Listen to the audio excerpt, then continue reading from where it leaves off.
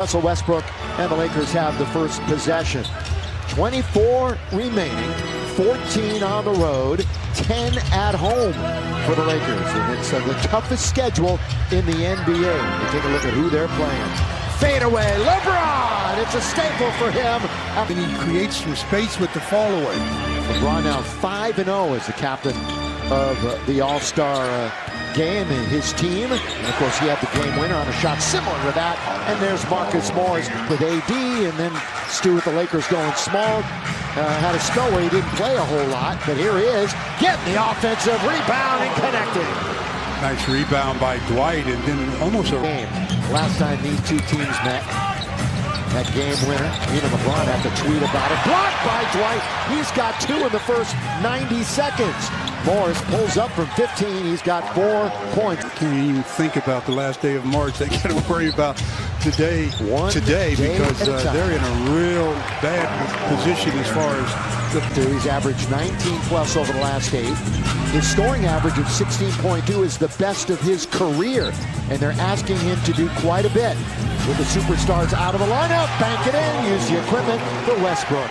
But at least 3 more weeks. They said 4 weeks until he was going to be reevaluated, and that's when he was hurt last week.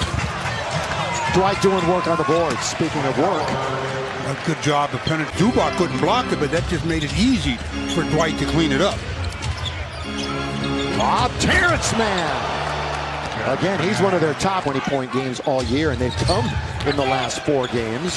Here he is in deep, and he scored again. It's a good little entry pass that time. Lakers were down 10-8. Reggie coming off of, a 14-assist game, so doing a good job of getting everybody involved. Yeah, most since 2015 for Reggie Jackson. And Russ, that's his second bucket. He's outscored. Reggie trying to go down the middle. That's a leaner over Dwight. Boy, it is so frustrating, as you often say, Stu. Of course, he's likely to start some more with AD out. Hey, Laker fans, as you watch each game, the prizes with Lakers Pick'em. Wow, Dwight goes to the line. and when you think they couldn't get any lower. And there's Russ. That's what he's got to do. Yeah. Get to... Well, they're hanging around. And they should have been out of the race long ago. Westbrook 3. Not going to get the bounce. Dwight really working. He's there again. Well, Dwight trying to make a couple of more. While we have a moment, here's a word from Nissan. Lakers broadcast is brought to you by the all-new 2022 Nissan Pathfinder. I'll tell you a good stat, Bill. Please. There's 5:15 to play in the quarter. Dwight already has 9 rebounds. That's amazing. He's halfway through the quarter. Halfway through the quarter. A little more. That is getting it done on the glass. And how many are offensive rebounds, too, with the taps?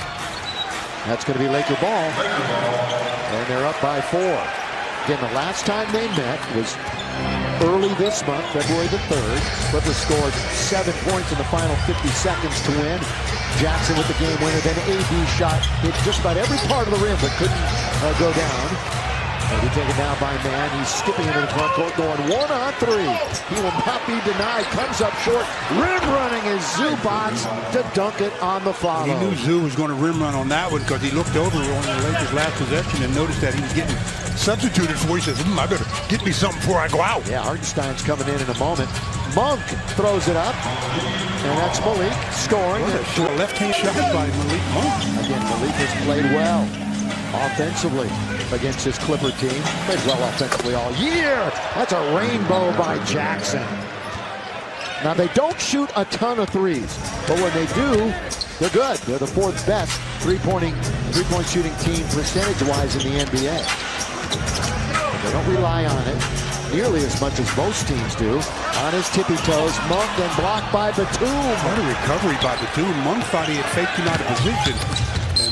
And Batum did a good job of reacting. Well, you talked about the bench is going to play a big part of this game, but we're going to see 4 bench players coming in right now for both teams. And this is going to be critical because as they come in, the score is basically a tie game. Lakers up by 1. Carmelo making an appearance, his first in the last 5 games after hurting that hamstring.